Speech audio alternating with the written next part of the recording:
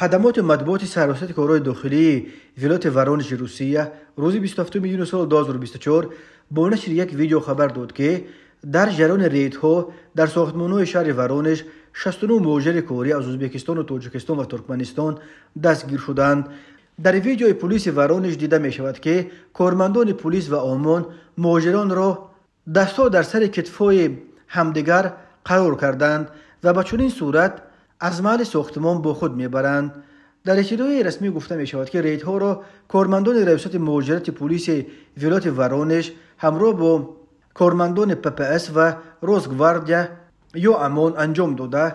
در نتیجه از 69 مهاجر بازداشت شده 19 نفرش را برای تفتیش مفصلتر حجت‌هایشان به شعبه پلیس آوردند. در عموم در جریان این ریدها نسبت به مهاجران بر اساس ماده 18 و قسم یکم ماده 18 کودک حقوق ویرانکنی‌های مأموری روسیه برای ویران کردن قاعده‌های بود و باش و پیشبرد فعالیت کاری پروتکل ترتیب دادند. پلیس تا کجا به قانون‌های مهاجرت جوابگو بودن فعالیت کارفرمایان این مهاجران را نیز تفتیش می‌کنند. در پایان هفته گذشته در ساختمان‌های نویه کمینترن شهر ورونش 45 شهروند ازبکستان دستگیر شده 12 نفر آنها را با اتهام ویران کردن قانون‌های مهاجرت به پلیس بردند.